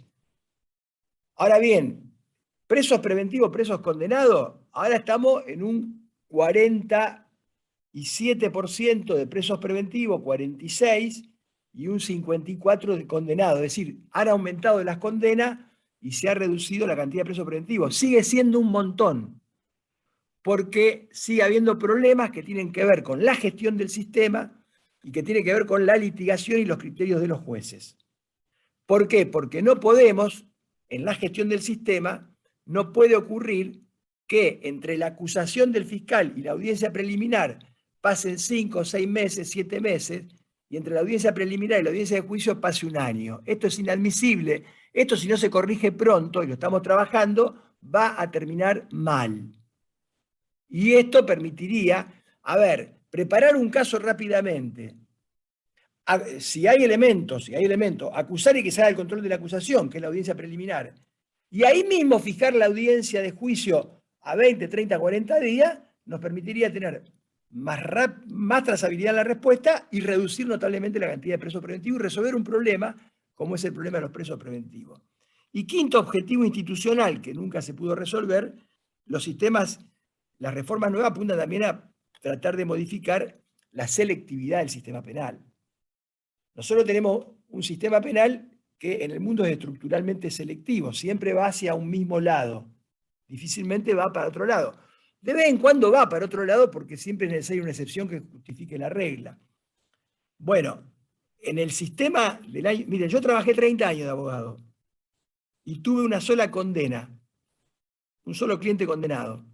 No era muy buena, era abogado, un abogado como cualquiera, me dedicaba a estudiar, pero el sistema estaba programado estructuralmente para que un abogado que más o menos tuviera alguna expertise se la pudiera rebuscar muy bien. No es un problema, no se enoje la gente. Yo trabajé en el sistema anterior como abogado, o sea, yo soy corresponsable. No nos enojemos, estamos haciendo una crítica estructural. ¿Cómo puede ser que yo tuve una sola condena y la única que tuve fue injusta? Condena por el delito de desobediencia, porque fue una desobediencia a un miembro del Poder Judicial. Y el Poder Judicial, ¿cómo respondió al comerciante que desobedeció, que le fue a hacer un embargo al oficial de justicia? Condenándolo. Y después no tuve ninguna otra condena. Y mire que defendí asuntos importantes. Hagan una investigación empírica, delitos económicos, a ver, delito económico en serio, a ver qué pasó en el sistema anterior. Hagan una investigación empírica, así es fácil hacerla. 0. De hecho, muchas de las personas involucradas en causas rimbombantes en el nuevo sistema, vinculados a delitos complejos o económicos, ya habían tenido muchas causas en el sistema anterior y en todas terminaron archivadas. Ni las trabajaban a veces. El problema de la selectividad del sistema penal es un problema grave y pone también en evidencia un problema que tiene hoy el nuevo sistema, fundamentalmente en la estructura del Ministerio Público Fiscal, porque, a ver, ¿el nuevo sistema en qué consiste? Para ir redondeando y poder intercambiar con ustedes algunas cositas, porque no hice ningún recreo. ¿El nuevo sistema en qué consiste? Consiste básicamente en 4 grandes líneas. Un sistema de audiencias públicas y orales. Chau expediente, chau papel. Todos los actos del nuevo sistema, la admisión del caso, perdón, la audiencia imputativa, las audiencias previas, como puede ser constitución de querellante, una audiencia de un criterio de oportunidad, una audiencia de probation, una audiencia vinculada a alguna cuestión probatoria, una audiencia de un juicio abreviado, todos son audiencias públicas. Segundo gran momento, audiencia imputativa. Segundo gran momento, audiencia preliminar. Si hay acusación y si tiene sustento, audiencia preliminar. ¿Se trabaja bien la preliminar? Pésima, se trabaja pésima y los jueces la trabajan mal. La audiencia preliminar tiene que ser un filtro para que el caso llegue limpio a juicio. La audiencia preliminar requiere de un juez exigente, un juez que no sea un escribano, homologador de nada, un juez que controle, y requiere de partes que estén preparadas. Cuando yo ofrezco un testigo tengo que decir por qué lo ofrezco y para qué lo ofrezco y qué quiero probar con ese testigo. Si no, no es pertinente y no lo puedo aceptar. ¿Qué hacen acá? 100 testigos, pase, pase, pase. Parecen ese juez del fútbol, La Molina, que venían los jugadores, te pegaban un planchazo en la rodilla y decía siga, siga, siga. Fundamental la audiencia preliminar. Y es uno de los grandes problemas que tenemos en el sistema. Es uno de los problemas porque tenemos que acostumbrarnos a litigar de otra manera. Los jueces y las partes. Y esto va ligado al gerenciamiento del sistema, porque tiene que ver con la gestión del sistema. Si yo ofrezco 20 testigos y el juez no me los controla, y me fija la audiencia de juicio oral dentro de 6 meses, 8 meses o un año, después ¿qué pasa? Que cuando preparo bien el caso, porque llegué a la audiencia preliminar sin preparar y por eso ofrecí cualquier cosa, desisto de los testigos y le hago un lío de novela a la Oficina de Gestión Judicial. Al desistir de los testigos, un juicio que lo tenía programado para 4 jornadas, me obligan a cambiar toda la agenda de juicio. O sea, este sistema es como un reloj. El juez tiene también una responsabilidad, no solo dentro de la audiencia para el caso, sino por fuera de la audiencia y hacia el sistema. Un juez que permite que un fiscal esté 2 horas hablando en un alegato, no entendió cómo el sistema. Si ese juez después tiene 2 audiencias fijadas ese día, y al permitirle al fiscal hablar 2 horas, me termina postergando todas las audiencias. Porque él tiene una responsabilidad también en el gerenciamiento del sistema. Y aparte, 2 horas de alegato, bueno, hay casos muy complejos, son los menos, la mayoría de los casos son casos simples. Sistema de audiencia pública y orales. Segundo elemento, gran diferenciación, por fin, basta. Jueces que se dediquen a juzgar y el gerenciamiento del sistema va a una oficina de gestión judicial, que manejan ingenieros, que manejan magísteres en administración de empresas. Los jueces no son gerentes de pyme como los jueces civiles, no estudiaron nunca en ningún lado eso. Salvo que algún juez civil haya trabajado en el comercio, no son gerentes, se dedican la mitad del tiempo a gerenciar un juzgado y la otra mitad a juzgar. Cuando yo le saco la función administrativa al juez, estoy duplicando el recurso, porque el juez ahora tengo los 100% para juzgar. En civil esto no es posible. Sobra para hacerlo. Y también invito a cualquier civilista a debatir esta cuestión. Sobra para hacerlo, y tengo los datos. Diferenciación de la función jurisdiccional y la función de gerenciamiento. El gerenciamiento va a una oficina de gestión que es la responsable de gerenciar el sistema. Tremendos problemas, ¿por qué? Porque tenemos que mejorar. El agendamiento de audiencia es algo muy difícil y es clave, es crucial en el sistema. Y para agendar audiencia hay que saber no solo criterios cuantitativos, sino cualitativos. Si viene, no sé, el secretario de gobierno de la Corte y me dice hay que agendar, tenemos todo agendado hasta el año 3042. No me sirve de nada. El agendamiento de audiencia no es un fin en sí mismo. Tengo que tener un criterio cualitativo también, incluso para sobreagendar. Para eso tengo que conocer mucho la realidad y el funcionamiento del sistema. Tercer gran modificación que implica la reforma.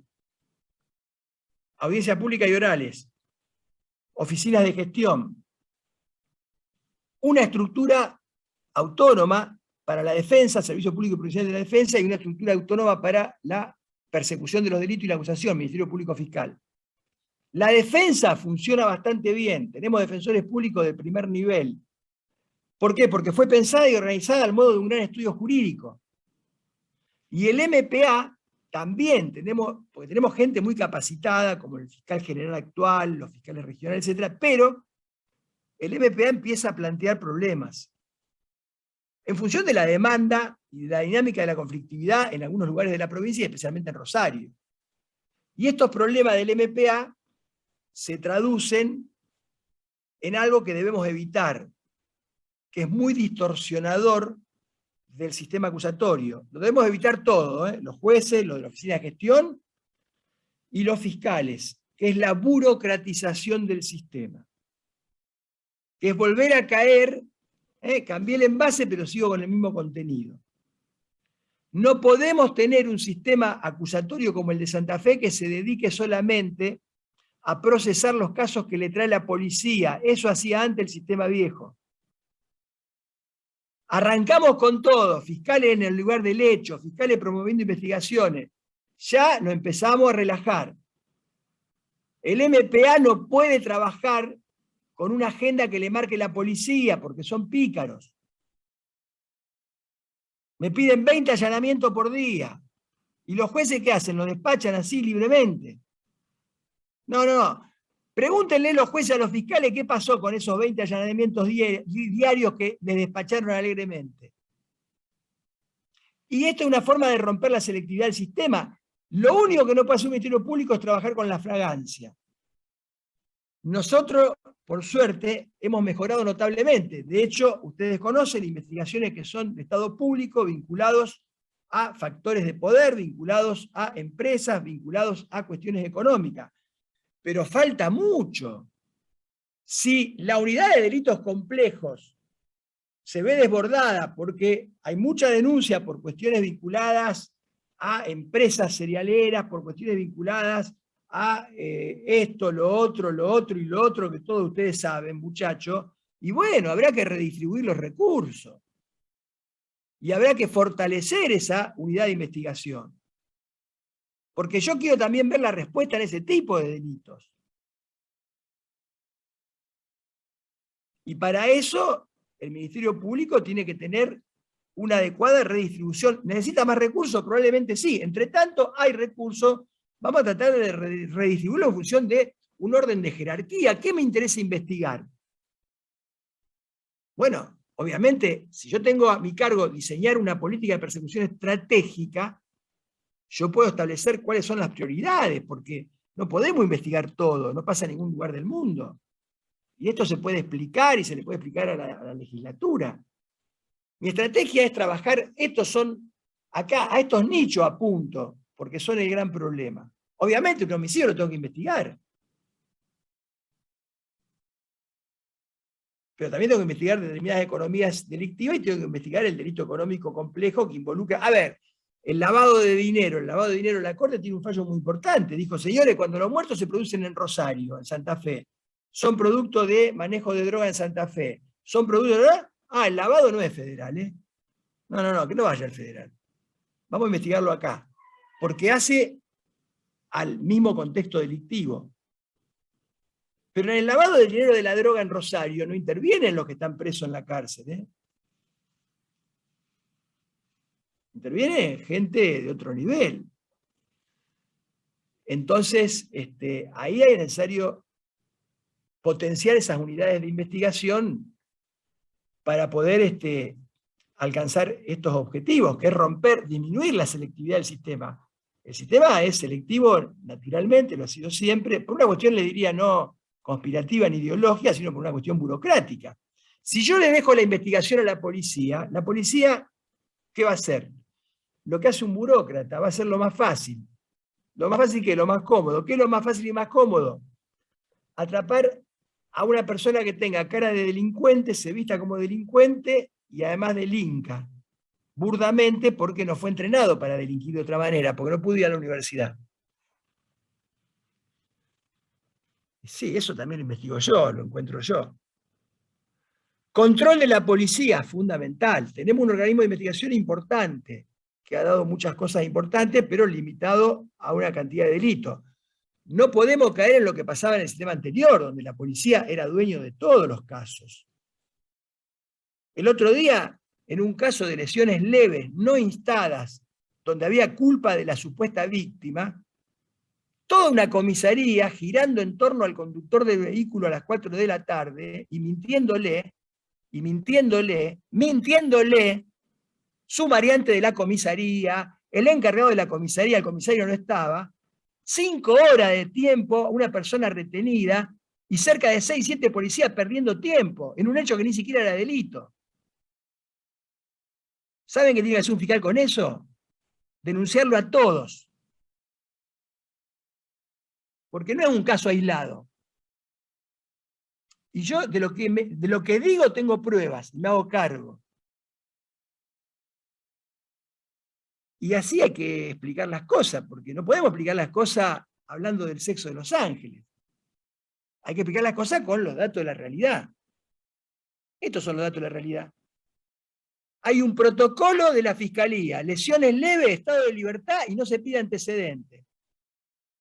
El fiscal llamaba a la comisaría y le decía, señorita, no pida antecedentes. La sumariante con otro policía le decían a la persona que estaba demorada, acaba de llamar el fiscal, nos ordenó pedir antecedentes, va a tener que ir acá 6 horas. Seccional segunda, por más datos, comisaría segunda, calle Paraguay.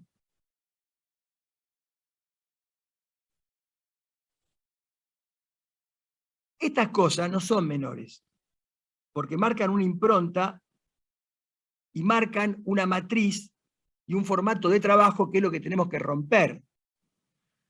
Yo veo que a veces en nuestras estructuras nos cuesta mucho trabajar con la verdad. Siempre necesitamos buscar vericuetos, justificaciones, ser comprensivos con, no sé con qué. Esto la vida es mucho más, la vida es compleja, pero la actividad no es tan compleja. ¿Ustedes qué se piensan que es alta complejidad todos los casos penales que hay en Rosario? Yo les digo no. ¿O los que hay en los juzgados civiles? No. ¿Quieren que les cuente los juzgados civiles? Miren, los juzgados civiles los juzgados civiles de distrito, no hablemos de circuito directamente, que es trámite puro. Los juzgados civiles de distrito civil y comercial tienen hoy un promedio, desde la creación de la oficina de procesos sucesorios, se les sacó las sucesiones, tienen hoy un promedio de 650 expedientes por año. De esos expedientes, solo 120 son procesos de conocimiento, lo demás es trámite puro. En esos 120 procesos de conocimiento se pide la apertura a prueba en 45-50. Proceso de conocimiento es el que requiere una sentencia de fondo, ¿eh? Donde tengo que poner. Esto explica que la cantidad de sentencias en juzgado de distrito sea esa. Ahora, si yo voy a pensar una reforma judicial, no puedo no tener estos datos. Si soy secretario de Justicia, colegio de magistrados, juez, ministro de la Corte, ¿cómo voy a pensar una reforma judicial sin saber cuál es el insumo, el dato, la estructura que tengo, los recursos y la carga de trabajo? Hasta hace muchos años, yo no estaba en la Corte, en nuestra provincia, si se creaba una sala de la Cámara Civil en Rosario, había que crear una en Santa Fe. Hoy Santa Fe tiene 4 salas de Cámara de Apelaciones Civiles, y Rosario tiene 4. 3-1 la cantidad de trabajo. Esto hay que romper, estas estructuras rígidas. Pregunten qué carga de trabajo tiene la Cámara Civil de Santa Fe. no están atrasados, trabajan. Bueno, Sí, con lo que perdón. tienen. Y pregunten también la mediación, cuánto influyó también a descomprimir un poco, digamos, la carga jurisdiccional también, porque también es un dato estadístico a medir, digamos. Digo, ¿no? ¿Qué opina usted de eso, de la mediación? La mediación es importantísimo como mecanismo de solución de conflictos, pero no ha tenido un impacto, no ha tenido un impacto enorme en la disminución de la carga de trabajo de los juzgados. Perdón, estamos hablando de... no tengo mediciones de los últimos 2 años o 3 años. Ha tenido un impacto relativo, pero no enorme. De hecho, en materia penal no ha tenido casi impacto, son muy pocos los casos que se resuelven así. Ustedes calculen que, digamos, en materia penal ha tenido mucho más impacto el abreviado, en menor medida la probation, etc. Ahora, en materia de cámara, la mediación, que puede tener impacto para reducir la cantidad de trabajo, de cualquier forma, en primera instancia, en materia de cámara, yo les digo, tendría que ponerme la pregunta, no te la puedo responder seriamente porque no tengo los datos actuales y tendría que hacer algún relacionamiento. Pero, por ejemplo, yo te tomo la cantidad de casos de la Cámara Civil de Rosario y de Santa Fe de los últimos 10 años. Y se mantiene la impronta, 3-1, 2,8-1. Y se mantiene la misma cantidad de casos, la misma cantidad de sentencias. ¿Qué quiero decir con esto? Que independientemente de la necesidad de potenciar la mediación, y ahora te digo cómo, lo cierto es que cuando vos tenés estas estructuras rígidas, feudales del siglo pasado, te pasa esto, que tenés 4 salas de Cámara Civil en Santa Fe y tienen poco trabajo. Y no lo podés modificar, ¿qué hace? No lo podés deshacer. Cuando vos tenés un colegio, que me olvidé decir, la otra gran reforma penal, los jueces ya no están en un juzgado, están en un colegio. Entonces los jueces se dedican a ir a audiencias. Y el caso puede tener 3 jueces distintos, porque no hay ningún problema para que los tenga. Vos en la estructura de juzgado, hoy un juez civil pide una licencia, se enferma o queda vacante el juzgado y el abogado que litiga ahí adentro se pega un tiro. Porque tiene que esperar que lo reemplace para la cuestión del trámite el juzgado que sigue en orden de turno. Después la Cámara cada no sé cuánto sortea expedientes para que otro juez lo resuelva. O sea, estás muerto. Eso en penal no pasa porque hay colegio, no hay juzgado. El juzgado es algo... Yo no entiendo cómo queremos defender lo indefendible. O sea, yo no entiendo cómo en el siglo XXI uno puede seguir naturalizando una matriz de la Edad Media. No lo puedo entender. Digo, che, pero nadie se puso a... El gran déficit de los procesalistas. Se la pasaron escribiendo libros de la mora judicial. De esto, de lo otro, la autosatisfactiva, todo perfecto, eso es papel. No, está bien. Pero nunca pensaron que el problema estaba en la estructura, que el problema estaba en el sistema de organización, que el problema estaba en el proceso de trabajo, que el problema estaba en los modos de litigar. Prueba piloto en oralidad civil. Les digo porque la impulsé yo y la firmé yo, fue el único año que fui presidente de la Corte. Prueba piloto de oralidad civil. Es muy simple, era el comienzo, no era para mí el final. Pero la prueba piloto, ¿qué permitió? Demanda, contrademanda, juez llama a audiencia. Hay casos donde puede haber mediación previa. Bueno, la mediación tiene otra historia y la mediación previa también. Y otras distorsiones. Depurar la prueba, que también tanto a veces atrasa. A veces las partes ofrecen una cantidad, un caudal de prueba que no hacen al caso y que las partes puedan entre ellas decir, bueno, esta sí, esta la renuncio, esta no. Porque justamente por el principio de adquisición las pruebas ofrecidas son para el proceso, justamente, y no para las partes. Por eso te digo, oralidad civil, demanda contra demanda, el juez lo llama, chicos, pónganse de acuerdo. Juez activo, trata de forzar un acuerdo, una conciliación. Bueno, no se puede. Perfecto. ¿Cuál es su pretensión? ¿Cuál es la suya? Perfecto. ¿Qué prueba tiene? No, esta prueba no sirve para nada. ¿Qué me quiere probar con esto? Chau, otra cosa. esta es la prueba pertinente. Ya está, fijo audiencia final, o audiencia de alegato o de conclusiones, para dentro de 90 días, dentro de 30 días, dentro de 40, dentro de 80, dentro de, no sé, 4 meses. Yo como juez llamo al perito, che, la pericia tiene que estar tal día. Las partes tienen la responsabilidad de producir la prueba, vienen a la audiencia final, vienen los testigos, y ya está para resolución.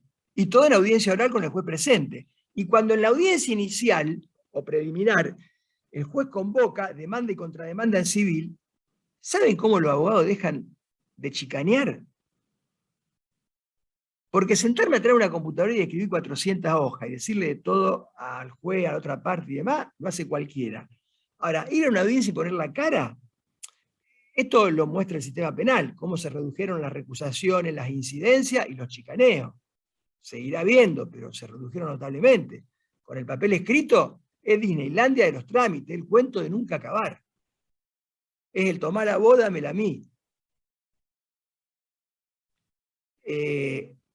Bueno, el sistema nuevo obviamente es muy favorable a... Dicen algunos teóricos que el siglo XXI en alguna medida no es una puja, yo por ahí lo veo como una puja, pero es el siglo de la justicia y de los medios de comunicación.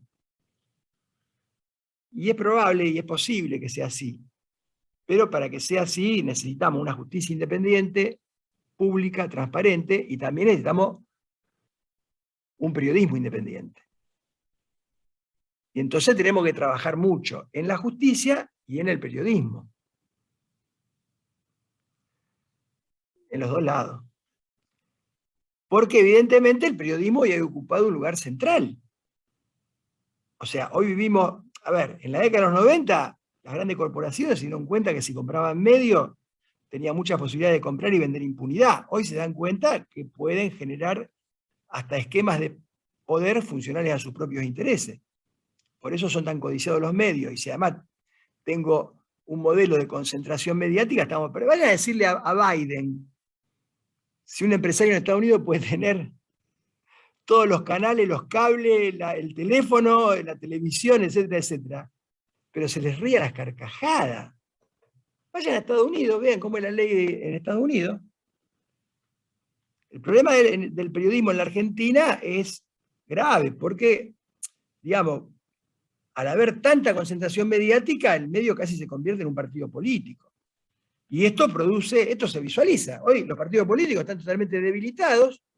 Antes los partidos políticos, ¿qué hacían? Canalizaban la voluntad de la gente. Hoy la gente canaliza su voluntad a través de los medios. Entonces, la responsabilidad de los medios es muy importante. Yo entiendo, nosotros por suerte en nuestra región tenemos muy buenos periodistas. Tenemos alguna concentración mediática, qué sé yo, los chicos de la capital, esta gente que, por ejemplo, a mí no me dejan salir, me tienen bolilla negra, no sé por qué. Bueno, no me perjudican a mí. Scaglione, no me perjudicás a mí. A Gustavo lo conozco mucho.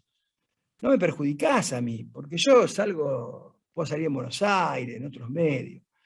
Perjudicás a tus periodistas, porque le estás afectando la libertad de expresión y el ejercicio de un trabajo tan noble como el periodismo, teniendo la posibilidad de reportear a un ministro de la Corte. A ellos lo perjudica, no a mí. Que no me guste estar en una lista negra, qué sé yo, del secretario de redacción de La Capital, bueno, sí, no me gusta, pero no me afecta en nada, me resulta totalmente irrelevante, no me complica para nada. Pero bueno, está mal por los periodistas, está muy mal por los periodistas. Entonces, hay mucho que trabajar, pero tenemos que fortalecer justicia y tenemos que fortalecer periodismo, tenemos que fortalecer independencia de la justicia y fortalecer independencia del periodismo. Y repito, tenemos muy buenos... Yo veo a los periodistas que veo por televisión de Buenos Aires, Dios mío, pero es una cosa... y no estoy comparando, acá hay buenos periodistas en serio. Lo que pasa es que a veces, bueno, hay líneas periodísticas que son complicadas, uno trabaja y uno entiende cómo es el asunto. Hay noticias que no se publican y que tienen mucho consumo comunicativo y son muy noticiables.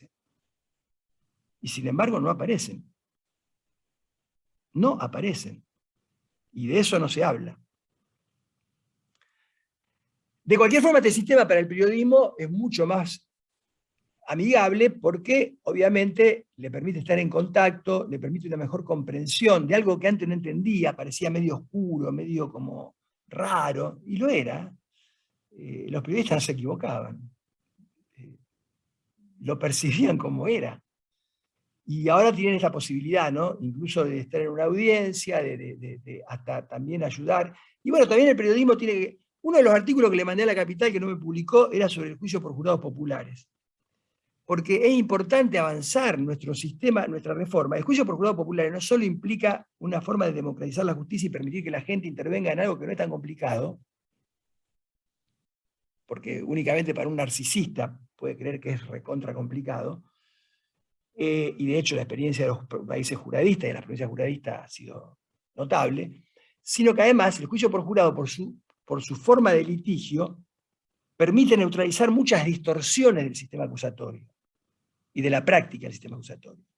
Digamos, el juicio por jurado nos serviría doblemente. Primero, para democratizar y permitirle a la gente entrar a un poder donde no entra nadie más que no sea abogado.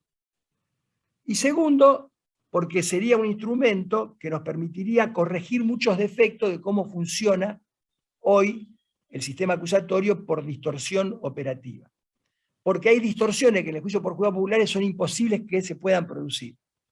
Por ejemplo, un abogado nunca puede llegar al juicio por jurado sin tener preparado el caso, porque ya tiene que tener preparado el caso cuando va a la selección, a la audiencia de selección de jurado. Ya tiene que tener definida su estrategia. Hoy los abogados van a la preliminar sin saber de qué se trata, sin preparar el caso, porque saben que la preliminar es un trámite, ofrecen cualquier cosa y después dicen, pasá, pasá. En un juicio por jurado popular esto es imposible, o sea, nos ayudaría a corregir muchas cosas. Y el periodismo debe ayudar, porque además es un imperativo constitucional, no es una cosa, acá no se discute si esto es bueno, malo, regular, está en la Constitución, modificala. Y cuando se reformó en el 94 se ratificó. De modo que mi balance sobre el nuevo sistema es un balance positivo, crítico. Positivo porque obviamente hemos dado un salto de calidad institucional inimaginable. Crítico porque vemos que hay distorsiones, tanto en la forma de litigar como en el gerenciamiento del sistema, que hay que corregirlas, que hay que modificarlas pronto porque pueden terminar conspirando contra el propio sistema. Y crítico porque además de esas distorsiones tenemos asimetrías regionales. Es una provincia tan particular que no es lo mismo Reconquista, que no es lo mismo Rafaela, que no es lo mismo Venado Tuerto, que Rosario, que Santa Fe. Entonces es necesario en alguna medida, por eso una conducción estratégica, un fuerte monitoreo, para ir reduciendo estas asimetrías. No puede haber 4 o 5 códigos procesales penales en la provincia. No puede trabajarse de una manera en Reconquista, la oficina de gestión, y de otra manera en Rosario. Entonces, estos son los grandes desafíos, y a esos desafíos estamos nosotros convocados. Y con esto termino porque lo hicimos recreo y a lo mejor alguien quiere preguntar algo.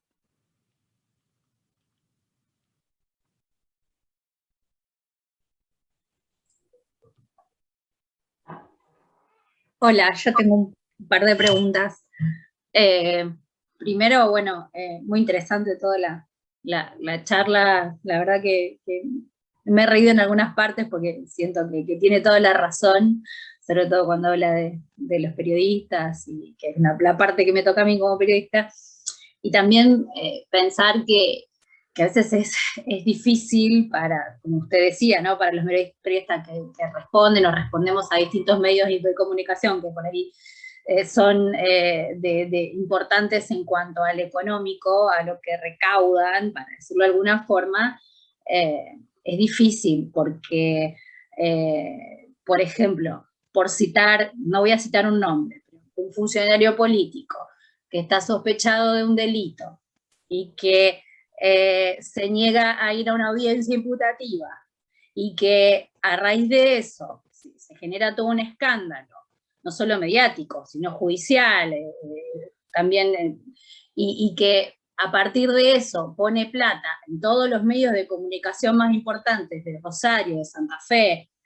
Bueno, ahí es un poco, ¿no?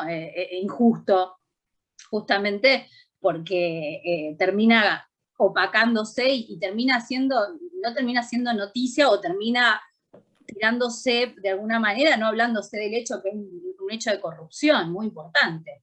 No doy nombre, pero me imagino que algunos sabrán de a quién me refiero de funcionario político. Y por otro lado, recién usted mencionaba el tema de los del juicio por jurado, y a mí siempre me quedó esa duda. Estuve leyendo, no estoy súper interiorizada con lo que significa, estuve leyendo algunas cosas del juicio por jurado, y mi pregunta es, si bien tiene ciertos requisitos, en Neuquén para la condena son 8 de 12, en Buenos Aires 10 de 12, no me acuerdo ahora bien puntualmente, pero con el nivel de punitivismo que hoy enfrenta esta sociedad, de que inclusive los medios de comunicación, que ya declaramos culpable a una persona sin el debido proceso, si no es difícil, no sería complicado o no sería perjudicial, digo, para el debido proceso, un juicio por jurado, teniendo en cuenta, digo esto, que la sociedad siempre pide mayor pena, mayor punitivismo. Bueno, sí, las dos cosas. Bueno, la primera cuestión, yo el otro día estuve en un foro y después participé el último martes, había estado el secretario de Justicia Somaglia, y hice una muy, muy pequeña reflexión porque, digamos, yo como juez no puedo tener ningún tipo de actividad o de ejercicio de política partidaria.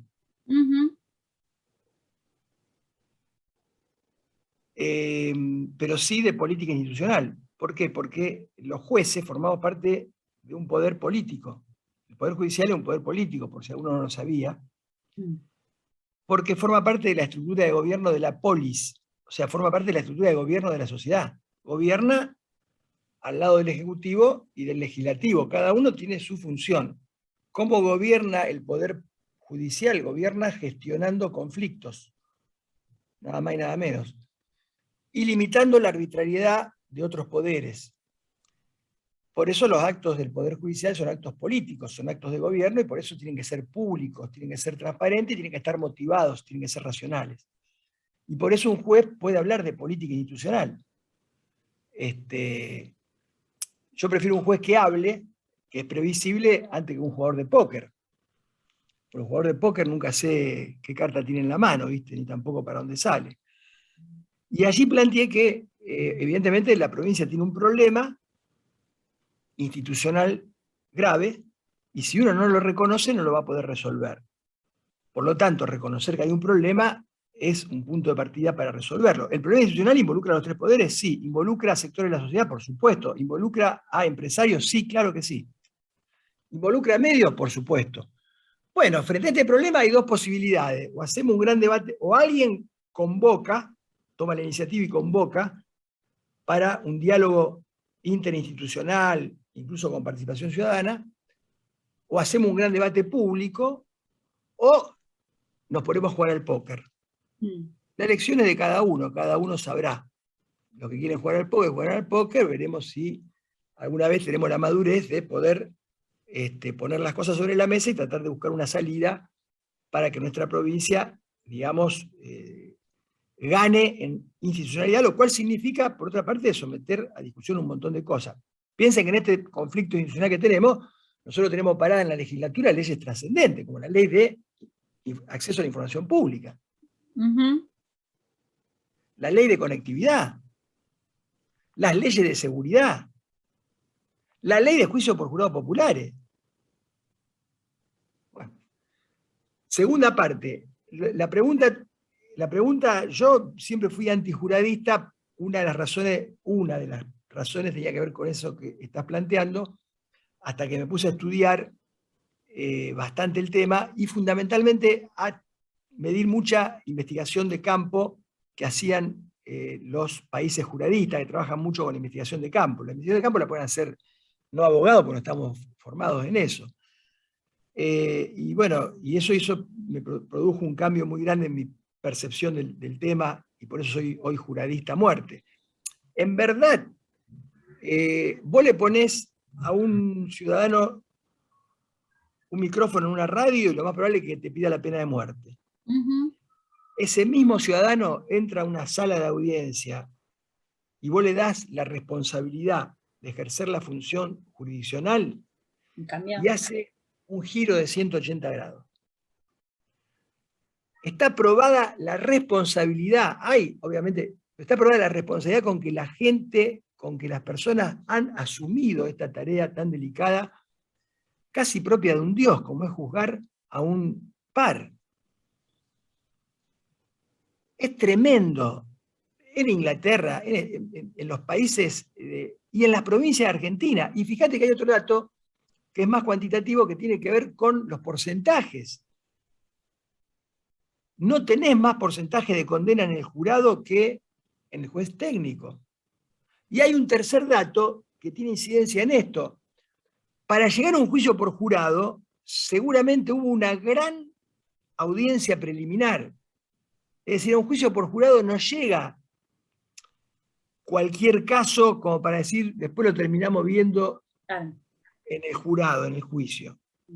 No, tienen que ser Entonces, graves, mucha gravedad. los datos, te digo, los datos son todos muy favorables en términos empíricos, obviamente habrá situaciones, además siempre tenés, además tiene una ventaja, vos sabés lo que tiene un juez técnico que no tiene la responsabilidad de dar el veredicto y que por lo tanto puede controlar objetivamente que el juicio sea como corresponde, que sea claro, que se entienda, que se comporten todas las partes como deben comportarse, que el jurado interprete.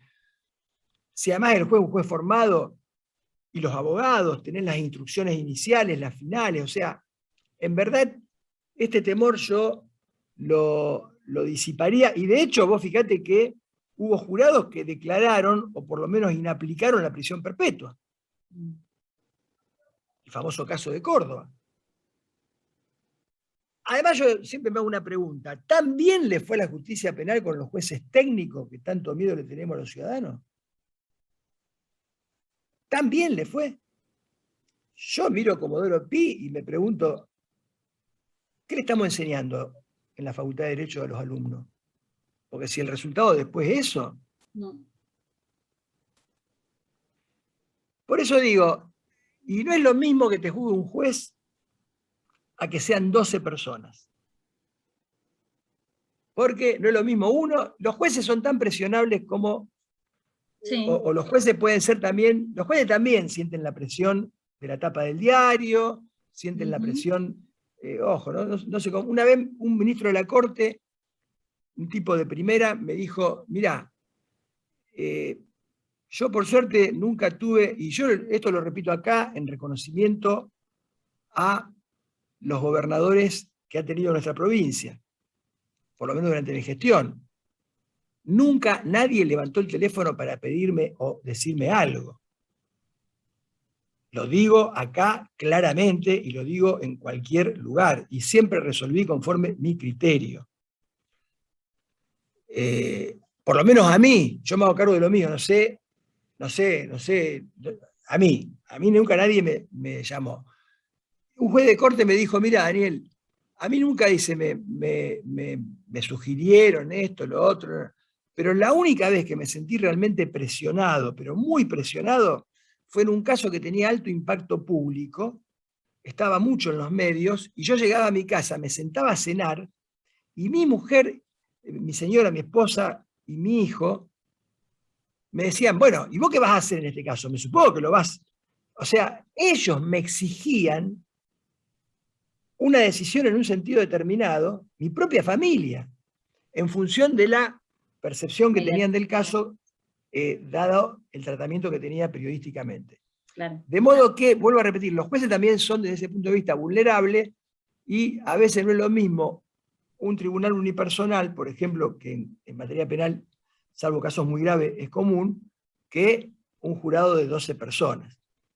Por eso yo soy defensor del jurado, pero bueno, también soy respetuoso de otras opiniones. Gracias.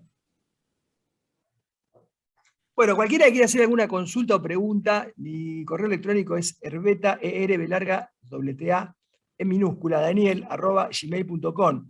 Yo todos los sábados y domingos durante el fin de semana contesto a alumnos de posgrado, de otros cursos, que a lo mejor le quedó alguna inquietud, que no pudieron hacerla, que se quedaron sin tiempo, o que les interesa alguna información, lo mandan a herbetadaniel@gmail.com y yo les doy respuesta, si no en el acto, por lo menos dentro de las 24 o 48 horas.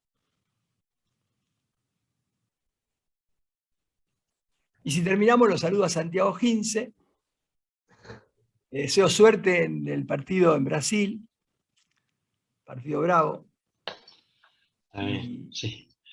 Los Bueno, despido a si todos. no hay más preguntas, entonces, doctor, le agradecemos mucho su participación en el curso. Y al resto de los participantes nos encontramos el jueves de la semana que viene. ¿Sí? Así que Muchas buenas gracias a tardes a todas y a todos. todos. Muchas gracias. Gracias, Muchas gracias. felicitaciones, muy Gracias a todos. buena la disertación. Buena disertación. Gracias.